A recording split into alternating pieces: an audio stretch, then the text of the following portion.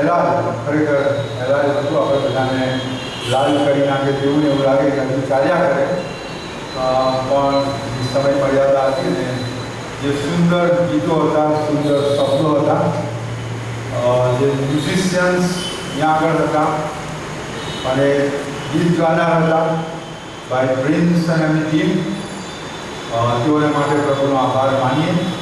અને ફક્ત મ્યુઝિશિયનની અંદર પાછા મ્યુઝિક માસ્ટર પણ હતા અને તેના માટે પણ પ્રભુનો આભાર માનીએ છીએ. સુંદર ગીતોને માટે, શબ્દોને માટે, મ્યુઝિકને માટે. સામાન્ય રીતે મિટિંગ શરૂ થાય ત્યારે કંઈક વાત કરવામાં આવે છે, એ પછી હું તમને તેની અંદર દોડીશ. તો આવો આપણે પ્રાર્થના કરીએ, પ્રભુની સહાય માંગીએ. દયાળુ પ્રભુ, તમારું વચન સાંભળવાને ત્યાં આગળ ઉપસ્થિત છે. જે વાસ્તવિકતા છે એ વાસ્તવિકતા સમજવાને માટે, સ્વીકારવાને માટે તમે અમારી મદદ કરો. આ સમય તમારા દરેકના જીવનની અંદર તમે આશીર્વાદિત કરો એવી પ્રાર્થના કરીએ છીએ. તમારા દાસને તમારા વધસ્તંભની આળાશમાં છુપાવો કે જેથી તેને વધસ્તંભ ઊંચો કરવામાં આવે અને તમારો મહિમા પ્રગટ થાય. પ્રભુ ઈસુના લીધે આમીન.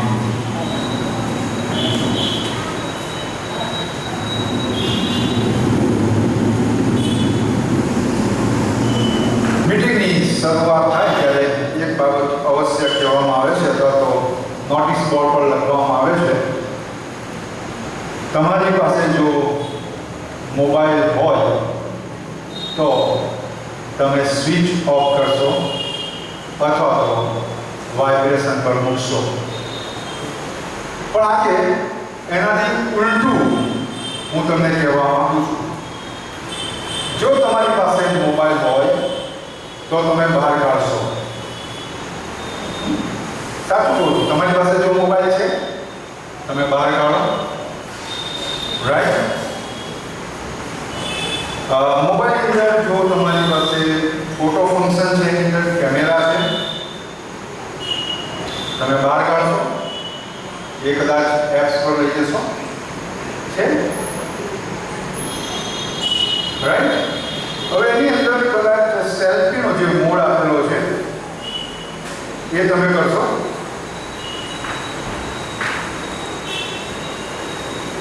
રાઈટ? સેલ્ફીનો મોડ મૂક્યો. કેટલાની પાસે મોબાઈલ છે? ગ્રેટ. હવે સેલ્ફીનો મોબાઈલ તમે કર્યો, કદાચ હવે તમે તમારા બીજાનો તો તમે આમ કરીને નહીં લેવાના, because it is not selfie. Selfie is a self. હવે તમારી સેલ્ફ આગળ લાવશો, તમે તમારી જાતને એની આગળ લાવશો અને પછી ત્યાં આગળ તમે ક્લિક કરશો. ઓકે. હવે તમે ગેલેરીમાં જશો અને ફરી તેને જોવા પ્રયત્ન કરશો. ગેલેરીમાં કાઢશો એ selfie.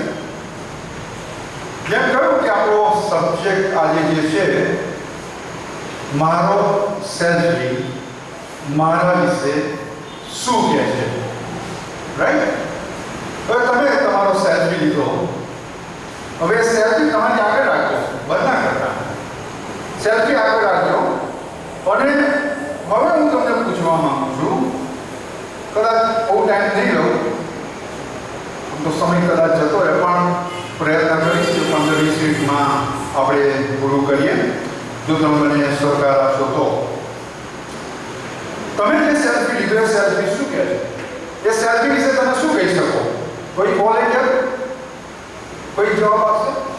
Vote you say about selfie? એ શું બતાવે છે? આપણું પ્રતિબિંબ બતાવે છે. બીજું કંઈ? હું કેવો છું તે બતાવે છે. Something else? ઓકે, મેં થોડુંક નોંધ્યું છે. હું પ્રયત્ન કરીશ કે જેથી તેમાં પછી તમે પોતે ઉમેરી શકો.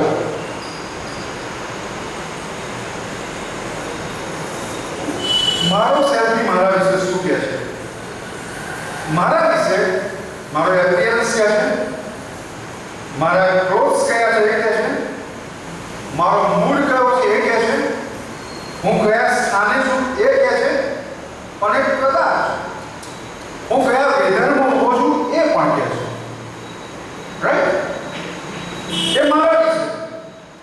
પણ મારો સેલ્ફી મારા વિશે શું કહે છે એમાં ગુજરાતી ભાષામાં જઈએ તો કાર્ય કરતા એ બધે જોઈએ તો મારો અને સેલ્ફી બે વસ્તુ મુખ્ય છે વાક્યમાં.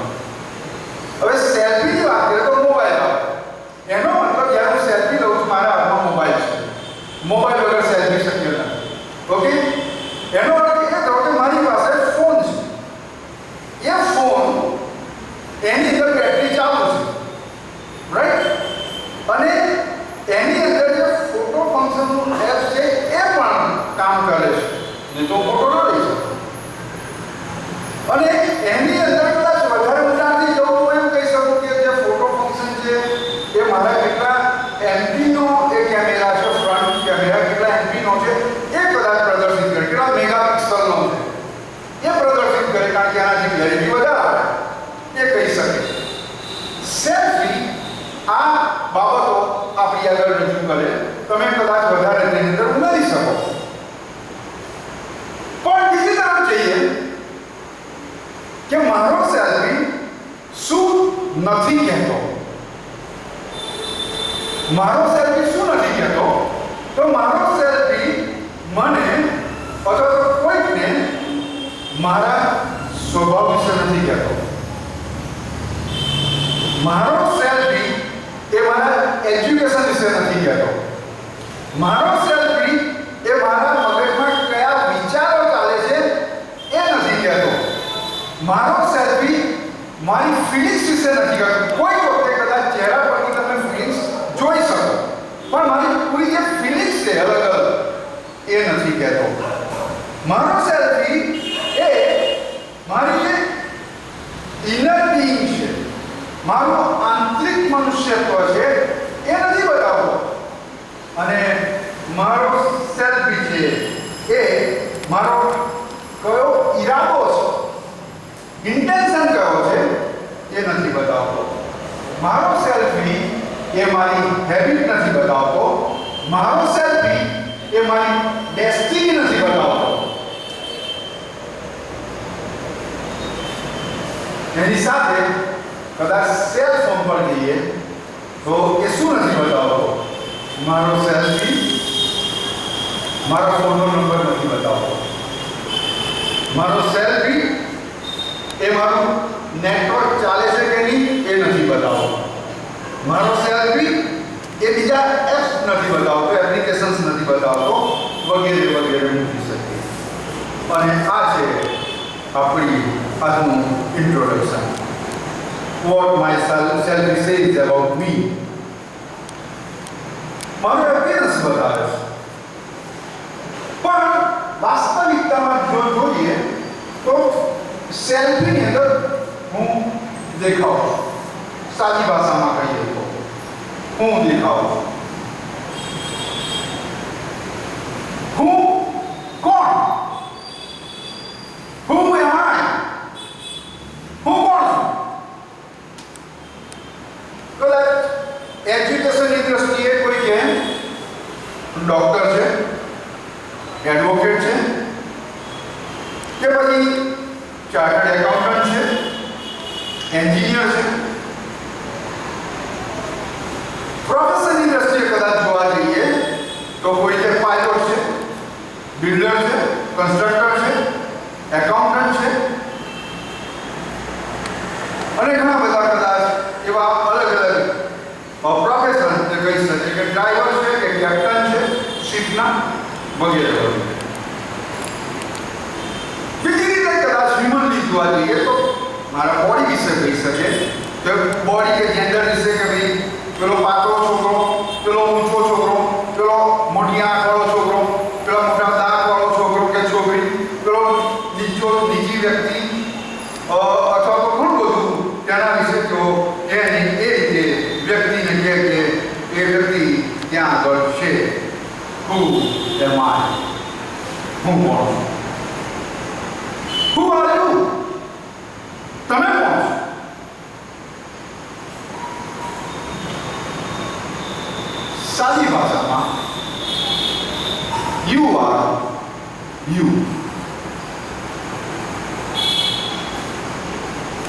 તમે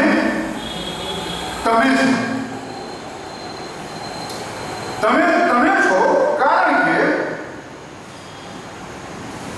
એક વ્યક્તિ એ અલગ છે દુનિયામાં, અને એક વ્યક્તિ એ સ્પેશિયલ છે, ખાસ. દરેક જણ અલગ છે અને દરેક જણ બહુ સ્પેશિયલ છે. Who are you? તમે બહુ સ્પેશિયલ વ્યક્તિઓ છો. તમે આપણે કહીએ કે હું માણસ છું, માનવ જાતના સંદર્ભમાં કહીએ તો હું માણસ છું. અને જ્યારે સેલ્ફની અંદર કદાચ જોઈએ તો આપણી જાતને જોઈએ, પણ જ્યારે જીવન સંબંધી અથવા તો હું કોણ છું એ જોવા માટે, હું કોણ છું, શા માટે છું, ક્યાં જઈ રહ્યો છું, એ બધું જો મારે જોવું હોય તો એનો સેલ્ફી જે મેં અનુભવ્યો છે મારી જુવાનીમાં, એ સેલ્ફી તો આ છે.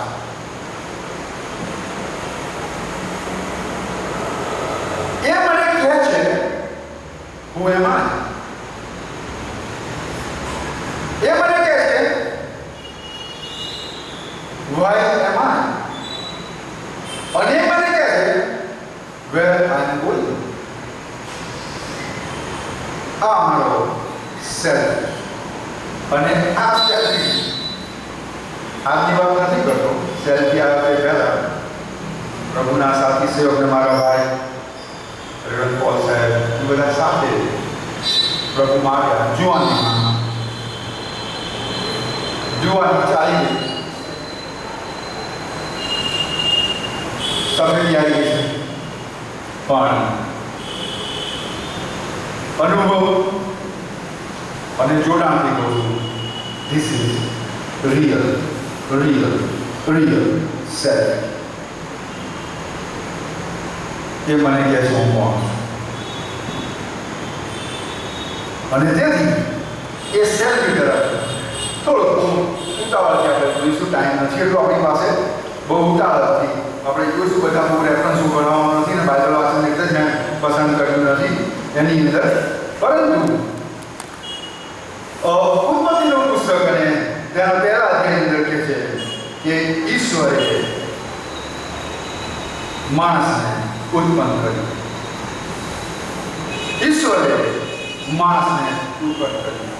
હવે બધા રેફરન્સ બોલતો નથી, ગેસ આવે અને વગેરે વગેરે, પણ જનરલ વાત કરું છું. ઈશ્વરે માણસને ઉત્પન્ન કર્યું, તેના નસકોટમાં જીવનનો શ્વાસ ફૂંક્યો અને તેને માણસ બનાવીને કહ્યું કે એ સજીવ પ્રાણી છે. હું અને તમે સ્પેશિયલ છે, કારણ કે મને અને તમને ઈશ્વરે તેની પ્રતિમામાં બનાવ્યા છે. કેટલું વધારે, કેટલું અદભુત. કોઈ મોટી વ્યક્તિ હતા નથી જતી હોય કે મોબાદા કે બહુ વગવાળી વ્યક્તિ જતી હોય હું ત્યાંથી જોતો હતો કદાચ એ ભાઈ બાજુ પર કશે તમારી ઘટના ના હોય, પણ ઈશ્વરની નજરમાં હું બહુ ગણના પાત્ર છું, હું બહુ સ્પેશિયલ છું, કારણ કે તેની પ્રતિમામાં તેને મને બનાવ્યું છે. અને જ્યારે પ્રતિમાની વાત કરીએ છીએ, તેની ઇમેજમાં વાત કરીએ છીએ, તેની લાઇકનેસમાં વાત કરીએ છીએ, ત્યારે ઈશ્વરે તેની સાથે સર્વ સૃષ્ટિ ઉત્પન્ન કરી અને એની ઉપર માણસને અધિકાર આપ્યો. સુપ્રીમ પ્લેસ, માણસ સુપ્રીમ પ્લેસ. દરેક નેચરની ઉપર માણસને મોટો બનાવ્યો. અને તેની સાથે સાથે હું બહુ પ્રેશિયસ છું, બહુ કિંમતી છું, મૂલ્યવાન છું. અને મારે પ્રભુના વચનમાં આપણે સન્ડે સ્કૂલમાં કદાચ યાદ કરે છે, ઘણી છે તો જો કરો તો મૂલ્યવાન છો, પણ એનાથી વિશેષ યોહાન 3:16 કહે છે કેમ કે દેવે જગત એટલી પ્રીતિ કરી કે એણે પોતાની કાઢી જગત એટલું અજ્જલ મારા માટે મને જે પ્રતિમામાં ઈશ્વરે બનાવ્યો તેમાંથી હું તેનું બાળક બનું અનંત જીવન પામવા માટે ઈશ્વર પોતાના પુત્રને આ પાપી જગતમાં મોકલી રહ્યા. હું કેટલો પ્રેશિયસ છું in the sight of the Lord. હું precious. He loves me. He cares for me. મારી કાળજી છે, મારી ચિંતા છે એની, અને માટે એને પોતાના દીકરા પ્રભુ ઈસુ ખ્રિસ્તને મોકલી. અને માટે હું બહુ મૂલ્યવાન છું. હું એમાં હું સામાન્ય નથી. લોકો મને સામાન્ય ગણતા હોય, લોકો મને નાનો ગણતા હોય, અભણ ગણતા હોય, ગમે તે ગણતા હોય, પણ in the site of God, પ્રભુની નજરમાં હું બહુ અજાયબ છું. ઘણી બધી બાબત કદાચ તમે આપણા જીવવાનો જીવો છે, જો કોમ્પ્યુટર ઉપર જોઈ શકે કે પ્રભુએ જ્યારે માણસને ઉત્પન્ન કર્યું ત્યારે પ્રભુએ આત્મા, પ્રાણ, શરીર આપ્યા. અને તેથી જ પાઉલ ગલાત્યા 5:30 કહે છે કે પ્રભુ પવિત્ર જેવું તમને પવિત્ર કરવાની કહે છે કે તમારા આત્મા, પ્રાણ અને શરીરને તેના ઉપર સંભાળી રાખો. અને એ જ પ્રમાણે બીજી જગ્યાએ પણ એ જ પ્રમાણે કહેવામાં આવ્યું છે કે પ્રભુનું વચન એ કહે છે કે આત્માને, પ્રાણને અને સાંધા તથા મજ્જાને વિધિ નાખે છે, અલગ અલગ રીતે બનાવે. તો ડિટેલમાં આવે જતો નથી, કારણ કે પણ બહુ ટૂંકમાં કહું, જે આત્મા છે એ મને ઈશ્વરને માટે કોન્શિયસનેસ આપે છે. જે સોલ છે એ મને મારી સેલ્ફ કોન્શિયસનેસ આપે છે. જે બોડી છે એ મારો દુનિયા સાથેની જે કોન્શિયસનેસ છે તે આપે છે. બીજું ઘણું બધું કહી શકાય. માણસને ઉત્પન્ન કર્યું કે ઈશ્વરની સાથે સંદર્ભમાં રહે, પણ માણસ એ પવિત્ર ઈશ્વરને અવિશ્વાસુ જે આજ્ઞા આપી હતી, એ આજ્ઞા કોઈ ફોલન મેન, પતિત માણસ, અને તે પતિત માણસનો વારસો ચાલતો હોય. હું ઘણી બધી વખતે કહું છું કે નાના છોકરાને જુઠ્ઠું બોલવાનું કોઈ શીખવાડતું નથી, નાના છોકરાને બીજા કોઈની વસ્તુ લઈ લેવાનું કોઈ શીખવાડતું નથી, પણ એ વારસાગત અને ફોલન મેન છે, પાપી સ્વભાવ છે માણસનો, અને પાપના ઘણા બધા લિસ્ટ આની અંદર લખવામાં આવેલા છે. અને તેનો એક જ ઉપાય છે, એ ફોલન મેન. પણ અજાણ વાત એ છે કે માણસ એ ઈશ્વરને ગમે તેટલો અવિશ્વાસુ નીવડે, તેનાથી ઈશ્વરનું જે વિશ્વાસુપણું છે એ કદી નામશેષ થતું નથી અથવા તો નાશ પામતું નથી. એનો મતલબ કે હું ગમે તે હોઉં, ગમે તે ગુંડાઈમાં ગયો હોઉં, દુનિયા જાણતી કે ના જાણતી હોય. હું પોતે જોડમાં જતો હતો, મિટિંગોમાં જતો હતો, પણ મારા ઇનર બીંગને લોકો નતા જાણતા. તમે ગમે તે હો, તમારા ઇનર બીંગને તમારા વગર કોઈ જાણતું નથી. તમે ગમે તે કરતા હો, હા કદાચ હું પ્રીચ બી કરતો હો કે હું કદાચ ગમે તે સેવા આપતો હો, પણ મારા ઇનર બીંગને મારા સિવાય અને ઈશ્વર સિવાય કોઈ જાણતું નથી. અને તેથી મારી ગમે તેટલી ફેથફુલનેસ હોય, એનાથી ઈશ્વરનું જે વિશ્વાસપણું છે એ કદી બની જતું નથી. એ હંમેશા તૈયાર છે મારે પતિત અવસ્થામાંથી મને પાછો લેવાનો. ઓળખ દીકરાની વાત, ખોવાયેલું ઘેટું, ખોવાયેલો સિક્કો, હું ખોવાઈ ગયો, દુનિયામાં ખોવાઈ ગયો. મારા માતા પિતા, કુટુંબ, મિત્રો કોઈ જાણતા નથી. એ લોકો તો બહારથી મને ઓળખે છે, પણ પ્રભુ અંદરથી ઓળખે છે. અને આનો વિશ્વાસ બહુ અદ્ભુત છે, બહુ અદ્ભુત છે. અને એને એક જ પ્રભુએ નિરાકાર આપ્યું છે, તો દેવનું ભગવાન પ્રભુ ઈસુ ખ્રિસ્ત, જેને તેને આ દુનિયામાં મૂક્યા, અને તેથી એ દેવનું ભગવાન એ મને પતિત અવસ્થામાંથી બહાર કાઢે છે. તેના રથથી તમને પાપોની માફી, તેનામાં તમને ઉદ્ધાર મળે છે. એફએસના પત્રમાં લખ્યું, જીવાની અને સાત કહે છે કે સુંદર આપણને સગળા પાપથી શુદ્ધ કરે છે. અને એમાં જો હું કરું છે કે જો આપણે આપણા પાપ કબૂલ કરીએ તો આપણા પાપ માફ કર આપણું પાપ તથા આપણને પાપ માફ કરવાને તથા સમાજને શુદ્ધ કરવાને એ વિશ્વાસ તથા ન્યાય દેવનું ફરમાન એ મને શુદ્ધ કરે છે. અને તેથી પ્રશ્ન એ થાય શા માટે હું અહીં? અને એનું કારણ એક જ કે ઈશ્વરે એની ઇમેજમાં મને બનાવ્યો છે. પ્રભુ ઈસુ ખ્રિસ્ત મારફતે મને એ પાપોની માફી આપે છે, એના રક્તમાં શુદ્ધ કરે છે અને સ્વર્ગને બાંધે છે.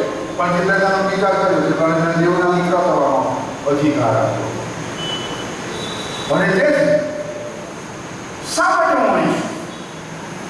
પ્રભુની એ ઈચ્છા છે કે હું જ્યારે અહીંયા આગળ છું ત્યારે તેના બાળક તરીકે પિતાના જે ગુણ છે એને રિફ્લેક્ટ કરું, એનો મહિમા પ્રગટ કરું, એના મહિમા વિશે લોકોને કહું કે અને મારા જીવન દ્વારા એ પ્રગટ થાય, મારા જીવન દ્વારા એ પ્રગટ થાય.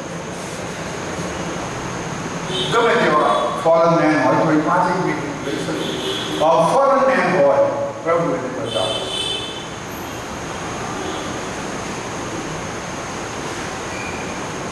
આ જ વિસ્તારમાં મારો ઉછેર થયો. થોડા વર્ષોથી હું બીજા વિસ્તારમાં છું, પણ મારી જુવાની મેં આ વિસ્તારમાં 30 વર્ષ સુધી કાઢી. મારા મિત્રો અહીંયા આગળ બેઠેલા છે.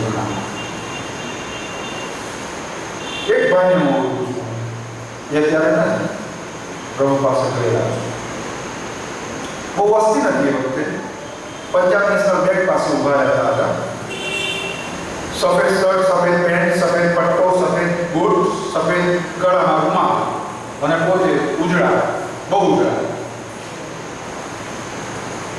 ડોગ ઉભા.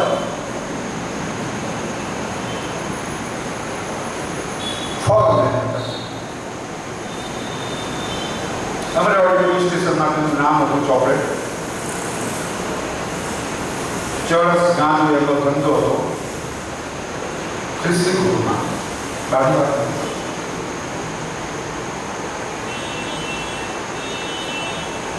પોસિબલ કે આ માણસો પાછા ન કહે છે. માણસની દ્રષ્ટિએ પણ મને કહેવા દો કે દેવનું વરદાન જે સગળા પાપ માફ કરે છે, દેવનું વરદાન એના લોહી દ્વારા પાપની માફી મળે છે. જે જૂનું માણસ તમને લઈ જાય છે અને નવો માણસ તમને પહેરાવે છે, એ શક્ય બન્યું. અને એ વ્યક્તિ એ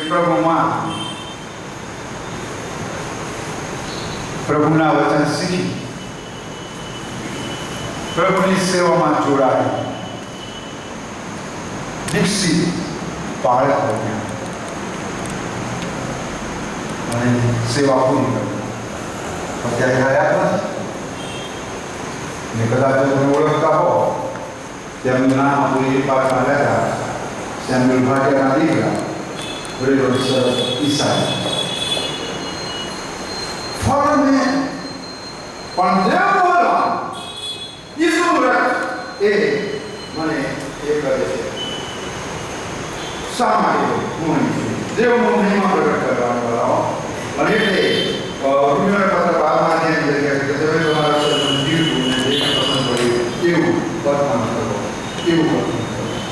પ્રભુ ઈસુમાં વિશ્વાસ દ્વારા મને તમને તેની લાઇકનેસમાં તેના જેવા આપણને બદલવામાં આવશે, બનાવવામાં આવશે, રૂપાંતરિત કરવામાં આવશે. બીજો એક આપણે બધા બહુ ઝડપથી આપી શકો. ડૉક્ટર નામુદી પાલનપુરાનું નામ સાંભળ્યું તો તેઓ મદ્રાસ એક મહાન ડૉક્ટર હતા, ન્યુરોલોજિસ્ટ હતા, વર્ષો પહેલા. એ બહુ ધાર્મિક ઉચ્ચ કોટીના બ્રાહ્મણ કુટુંબમાંથી આવતા. પરદેશ ગયા. બહુ ચોક્કસ એમને આ કરવામાં આવી હતી કે બહાર જાઓ તો કદાચ તમારે બાબુકીઓની માંસ ખાવું બધું. એ તો ફિઝિકલ બાબત. પણ આ ડૉક્ટર નામ નહીં પાવ પરદેશ ગયા ને ત્યાં આગળ તેમણે પ્રભુના પ્રેમનો અનુભવ કર્યો. હું એટલા માટે કહું છું કે ઘણી બધી લોકો માનવામાં આવે કે એવા સામાન્ય વ્યક્તિઓ હશે જો પ્રભુનો સ્વીકાર કરી દીધો, પણ આ શિક્ષિત ન્યુરોલિસ્ટ અને ભારતની રચનાની નામના એવી વ્યક્તિ તેમણે આખું જીવન પ્રભુને માટે કાઢ્યું. વ્યવસાયમાં ક્લિનિકમાં હોય અને પછી રજાનો દિવસ આવે ત્યારે રસ્તા ઉપર સુવા કરતા હોય. આપણે અમદાવાદ અને વડોદરા ડોક્ટર્સના દાખલા છે બધા મતો તો નીકળે. But this is myself. Who am I? હું શા માટે છું? આ ભૂમિ પર કદાચ યોગ્ય જેવા આમનું મારા જીવનમાં જ્યારે હું નેશનલ લેક્ચર કોર્પોરેશનમાં નોકરી કરતો હતો, ગ્રેજ્યુએટ થયા બાદ એક પ્રશ્ન મને સતાવતો હતો, વોટ ઇઝ લાઈફ? જીવન શું છે? આવું ક્યાં તૈયાર થયા, ખાધું પીધું, નોકરી કરી, ઘેર આવ્યા, સુઈ ગયા, સવારે ફરી ગયા. બહુ મોટો પ્રશ્ન, ફિલોસોફિકલ દ્રષ્ટિએ બહુ મોટો પ્રશ્ન. પણ એ પ્રશ્ન હતો, વોટ ઇઝ લાઈફ? અને પ્રભુએ આ સેલ્ફી દ્વારા બતાવ્યું કે વોટ ઇઝ રિયલ લાઈફ. ખરેખર વાસ્તવિક જીવન એ કયું છે અને જો હું નહીં છું તો મારું ડેસ્ટિની કયું છે, હું ક્યાં જઈ રહ્યો છું, બરાબર હું ક્યાં જઈ રહ્યો છું. દિવસો તો ચાલ્યા જાય છે. કાલે મેં થોડી સ્ટેપના ટોપ ઉપર દોડીને કૂદતા હતા, કદાચ અમારા ઝાડ હતા તો આમાં પણ ચડતા હતા. દિવસો ચાલ્યા ગયા. હવે ના નીકળી જાય તમારા બધાના જીવનમાં દિવસો નીકળી જાય છે. અને ત્યારે તાકીદનો પ્રશ્ન છે, તાકીદનો અમલ કરવાનો પ્રશ્ન છે કે હું ક્યાં જઈ રહ્યો છું, મારું ડેસ્ટિની, મારો જે છેલ્લું એ ક્યાં છે. જે રૂટીન કામ કરું છું એ કરતા કરતા છેલ્લો સમય આવે બસ પતી ગયું. ના, તમારું